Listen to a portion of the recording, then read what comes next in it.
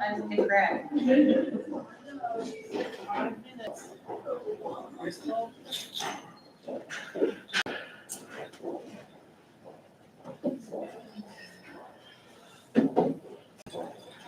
I just stay up till about 2 o'clock reading here, man.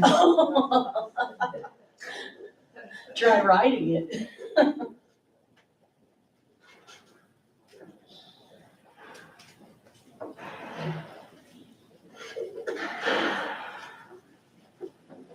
You know how much rain you got down there? Well, I tell you, And the creek came up.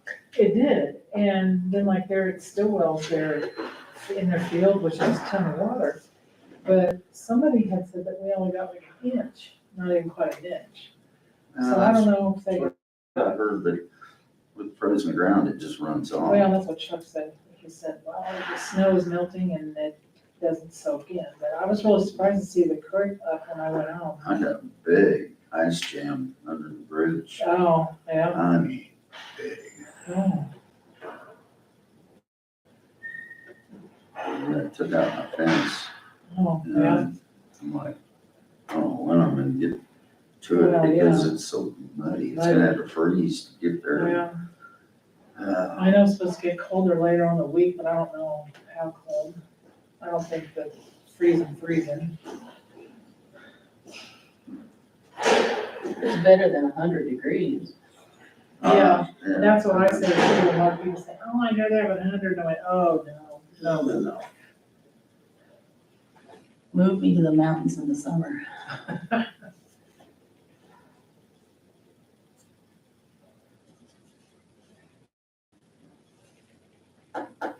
There was no action taken. Are we back on? We are back live. Okay, so we're back from the executive session, no action taken.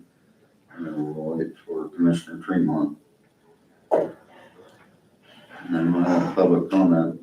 Are you going to speak, man? Gee, imagine that. I'm gonna let you take lots of notes. Oh, I just thought So maybe can you we were. send her the email? Limber up those fingers, Teresa. I thought maybe you were just here to, listen a little bit. No, I can listen online. Yeah. I stay up too late typing. So how did you get that, Kathy?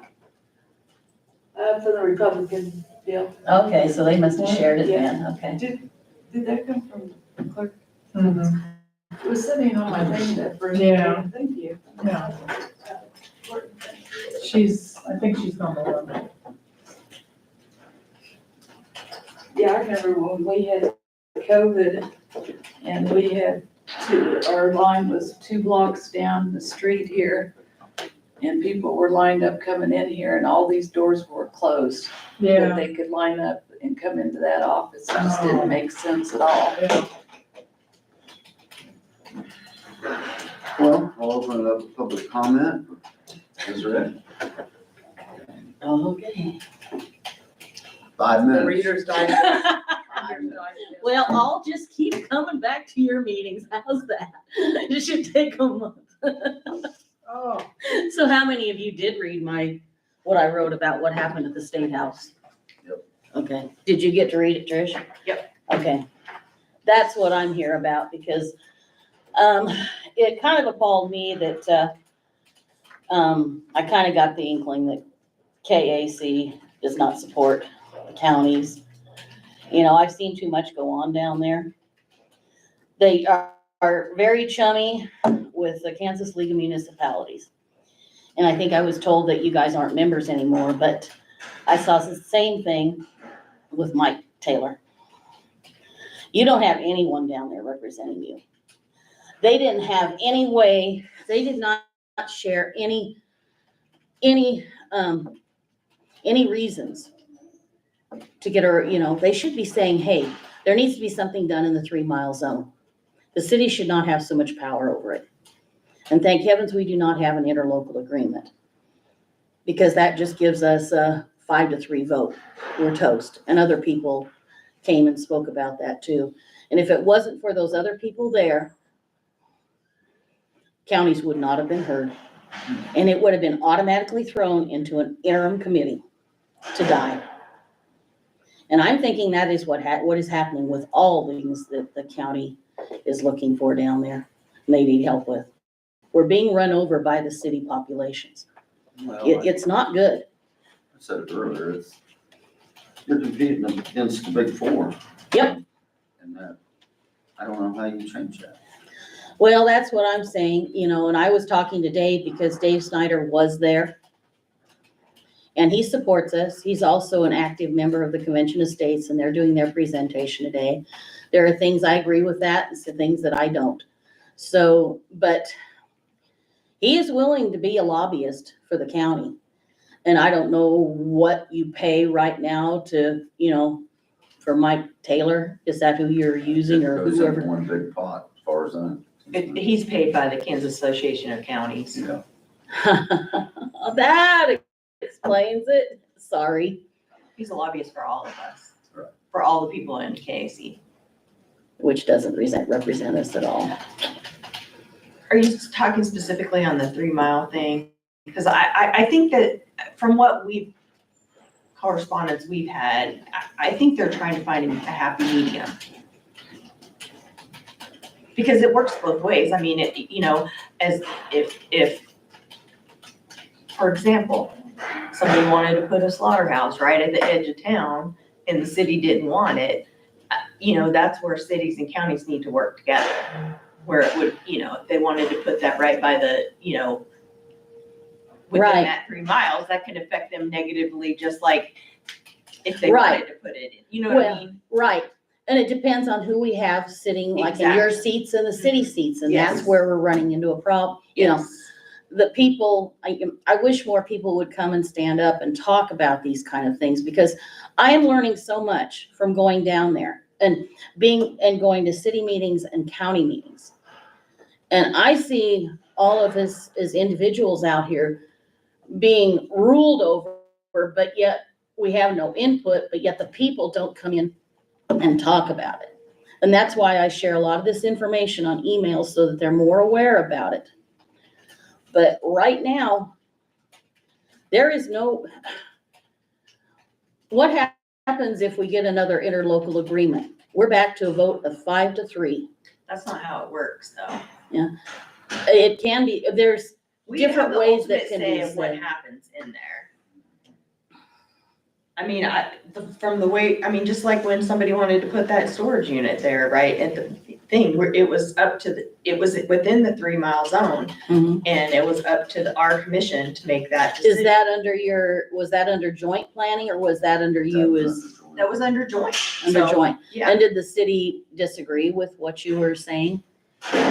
no, they agreed. Okay, they agreed. Yeah. But if the city wanted a slaughterhouse, we're looking at a vote of 5-3. It doesn't, that's not how it goes, though. I mean, it's not like, I guess I don't know how to explain it. It's not like we all get together and there's like this meeting and then, we have a vote. So and they how have does a the vote rule, in how does the same rule thing. go? Yeah, But you gotta They agree with would the have to interlocal. vote to approve an interlocal as an independent body. Right, the interlocal agreement itself, which you don't have right now, thank heavens. I do but believe. then what if, okay, so we have an interlocal, how would the decision be made on an interlocal agreement? By the terms that were set forth in the interlocal. So it would have to be like, in the interlocal agreement, we could put in there, it has to be a majority vote by us and by the city, correct? Oh, well, A that's, decision. Yeah, it would have Yeah. to be approved by both commissions. So, but yeah, there, if it's a majority, then they've got 5 and you've got 3. but No. our votes are separate, because if 2 of us vote for something and 5 of them vote against it, it's not gonna pass here because we have, Right, We but have they to have say- power in the 3 mile zone. but I'm saying they don't, because if the interlocal agreement says we both have to agree on it, both independent parties, bodies, like. Better check that out very closely, No, because what I'm saying is that could be. there is put so in the much that is so iffy Yes. in these. That's I what's agree. scary. That's what's scary. And that's why I'm glad that we do not have a joint planning and zoning commission. And from when I was reading it, I was surprised, in the city, in their ordinances, or however you call it, their planning and zoning, it does list you guys, and also that they also, this planning and zoning has control over all of the unincorporated area in Geary County. Read that, it's in there. I should have brought that copy of the paper. It's not just the 3 mile zone. Troy, can you shed some light on that? That was probably wording that was put in there when it was a joint, planning commission. So Yeah, they just haven't updated their, and I know they haven't updated anything since we formally withdrew from the NPC. So I'll be on them. So they haven't changed their bylaws or anything, Yeah, not that I'm aware of. and we have. Yeah, we updated everything on our end of it. but there are some other issues coming up there. And from our testimony down there, and when the last day was at the Senate. And, I called him out. I decided to hit him, instead of saying what was happening in Junction City, I hit him with hit him constitutionally on what they're doing to us in the 3 mile zone. We really don't have any power. And that's where I disagree, where you have the power in the 3 mile zone, you really don't. When all of us were looking at it, and not only us, attorneys, so forth. They couldn't defend themselves. They had no defense. All they called for was an interim meeting. They didn't talk about anything that was positive about the 3 mile zone. And that kind of shocked me. Positive about Senate Bill 37. Right. That's why I addressed it there. And for it to be on the record, I asked for them in that meeting, that I wanted to know who was gonna be sitting on that interim committee. What'd they say? Jay Hall is who she called up to the podium to ask that question to, and she said, it's because of the question that you asked, I want to know the answer to that question. Jay Hall started pointing out all the lobbyists, Kansas League of Municipalities, a housing manufacturer, and then he looked back up at her. And we're all sitting there, what about us? I wasn't supposed to speak, but you know me. I said, what about us? And Senator Bowser, when we got done, she did thank me for bringing that out. So I think they're aware of just, Where's Bowser from? she's from Concordia. So she's very, I was extremely impressed with her. So, She's a chair, man. yes, the chair of that committee. So I was kind of disappointed. We needed more testimonies, especially from you as county commissioners standing up. Because what in the House, they read off all the people that were proponents and opponents. Well, no county commissioners wrote in a testimony. It was all us independent people. On the opponent side, it was all the city managers, the Kansas League of Municipalities, all these type of people, the lobbyists. What's gonna happen in that interim committee? You're gonna have them sitting there. Oh, they had smiles on their faces. I was appalled. They were all talking. You know what's gonna happen, and Ken Corbett even called it out. He said, all that's gonna happen is you're gonna have a meeting and everybody's gonna be floating dollars here and here to get what they want. And that's how it works. That's a perfect example. I got to see it up front and personal, how the lobbying works and how the dollars play. It's not good. And you saw it. You didn't see it behind the scenes. No, but I was shocked. I have never seen the Kansas Association of Counties and the Kansas League of Municipalities stand so close together and just sit over there and smile. I was shocked. I appreciate where you're coming from, Desiree, but I do, and I know with our Treasurers Association, there is a process there, and Crystal, you be on KAC legislative, board, right? Change things. I'm the president. Well, I mean, Good. the general protocol though, you usually have watchdogs watching the legislation that's gonna impact Treasurers Association, the county. And so those watchdogs are supposed to be out there, and if there's something that's supposed to draw attention to commissioners and suggest we either write testimony or we need to be down there. But we used to leave our job if there's a hearing, we used to go down there, and I think the same protocol should be such with the KC board. Now, I'm not familiar with it, but that's what I'm saying. I think that, you know, with Jay Hall, I think that he does do a good job as far as I've known in the past, and he's worked, and I know he's done a good job in reaching out to the different groups, how they're impacted. Again, I can speak for the Treasurers Association. He was very much wanting to know where we're coming from, where he's gonna take a stand. You know where his problem is? He's got he has to represent those counties, like Sedgwick County, Johnson County. They want the There's city. always been a fight though, Yeah. Desiree. That's always, again, with, you know, I'll speak. So with are we the as small Treasurers counties just Well, gonna there's sit still and, there's 4 big counties. You've got 95 other ones that are saying, you better represent us as well as you represent them and take into Mhm. consideration what that's gonna impact them as well as impacting another 95 of us. so And that, if yeah. you know, May I make a comment? I just wanted to clarify. First of all, the KAC board meetings are open to the public. You're more than welcome to listen in. The next one is February 26th at 1 PM in Topeka, but that's also broadcast on Zoom. Okay. So if you'd like the information, just shoot me Right. an email. I'll forward it to you as soon as we get the link. Okay, You're more than welcome to attend. And I Also- thought we were hosting them. We'll be hosting one in September.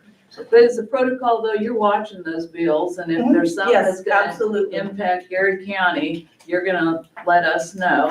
Absolutely. And Because like I've I said, I sat updated you down about in a lot of those, and I enjoy it, like I said, it's Right. eye-opening how And, things work. yeah, I also wanted to clarify that Mike Taylor does not work for the KAC. He is the Kansas County Commissioners Oh, that's right, I'm sorry. Association's lobbyist. I He doesn't work for the apologize. That's KAC. right.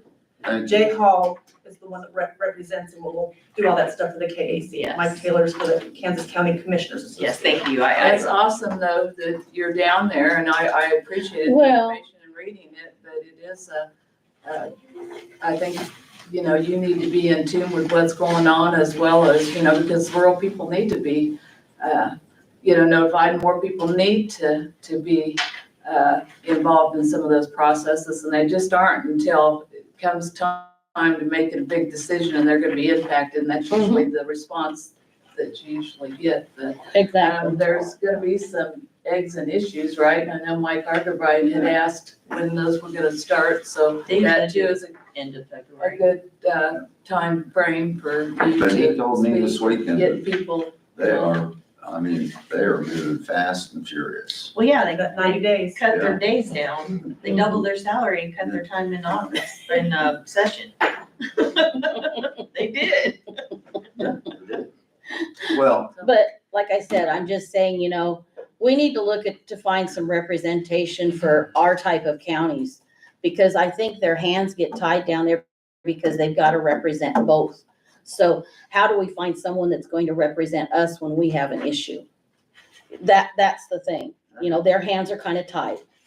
Because they're trying to represent, you know, counties with the highest city population and people like us. So that's why I'm saying. well, I thanks think- for going. Well, thank you. And I hope that we can get some testimonies next time if we do need them. It's numbers that count. So, like I said, it was all, that's what impressed them is having a lot of individual people submit testimonies. Thank you.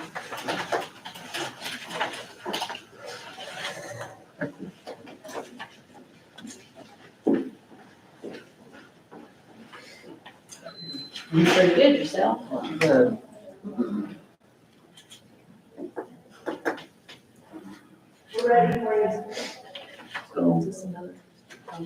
no, I'm waiting on Crystal to get Tammy.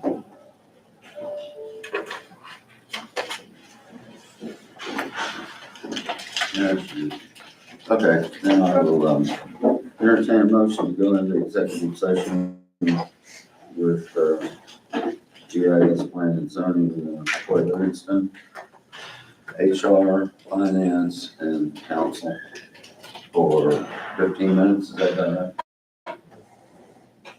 Will you- Non-elected personnel. Yeah. Did you move? Yeah. Second, I'm ready to say it, all in favor, say aye. I did wanna ask if we come out and there's no action taken, I'm not gonna go back. Right. Okay, if we do take action, we'll